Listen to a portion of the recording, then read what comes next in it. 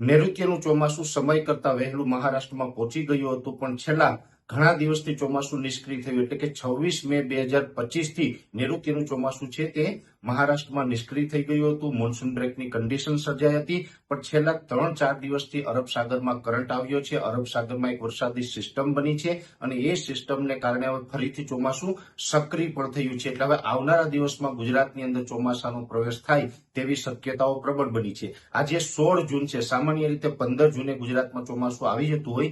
ગઈકાલે 15 જૂન સુધીમાં ચોમાસું છે તે ગુજરાતમાં પ્રવેશ નથી કર્યું, પણ હવે લગભગ 2 થી 3 દિવસની અંદર ગુજરાતની અંદર વિધિવત રીતે નૈઋત્યના ચોમાસાની શરૂઆત થાય તેવી શક્યતાઓ છે. ને એમાં પણ આજે 16 જૂન છે.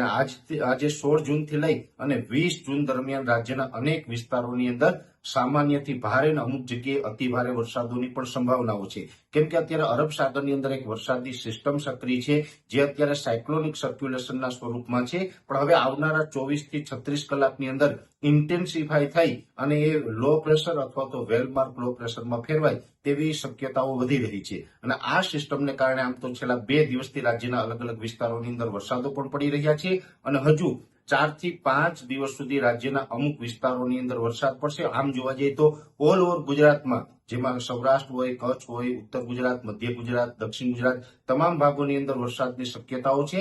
પણ ખાસ કરીને સૌરાષ્ટ્ર અને દક્ષિણ ગુજરાતના ભાગોની અંદર અતિ ભારે વરસાદ પડી શકે છે. દક્ષિણ ગુજરાતની અંદર ભરૂચ, અંકલેશ્વર, સુરત, નવસારી, વાપી અને ડાંગ જિલ્લાની અંદર અતિ ભારે વરસાદની શક્યતાઓ છે. એ સાથે સૌરાષ્ટ્રની અંદર બોટાદ, ભાવનગર, અમરેલી, ગીર સોમનાથ અને જુનાગઢ જેવા વિસ્તારો છે એની અંદર પણ આવનારા 4 થી 5 દિવસ સુધી અતિ ભારે વરસાદ નોંધાય તેવી શક્યતાઓ છે. બીજા વિસ્તારોની અંદર ઓલ ઓવર સામાન્યથી મધ્યમ વરસાદો નોંધાતા રહેશે. એટલે ખાસ કરીને જોવા જઈએ તો આજે 16 જૂન છે અને હવે આજે 16 તારીખથી લઈ અને 20 તારીખ સુધીમાં ગુજરાતની અંદર નૈઋત્યના ચોમાસાની શરૂઆત પણ થઈ જશે. અત્યાર સુધી જે વરસાદો પડ્યા એ પ્રી મોન્સૂન એક્ટિવિટીના હતા, પણ હવે નૈઋત્યના ચોમાસાની શરૂઆત થાય એટલે 2025ના ચોમાસાના વરસાદો એને ગણવામાં આવશે. અને આ ચોમાસું છે એ સમય કરતા થોડુંક લેટ છે, પણ એટલું કહી શકાય કે ચોમાસાની શરૂઆત છે એ સારી છે અને હવે વિધિવત રીતે નૈઋત્યના ચોમાસાની શરૂઆત છે એ ગુજરાતની અંદર થવા જઈ રહી છે.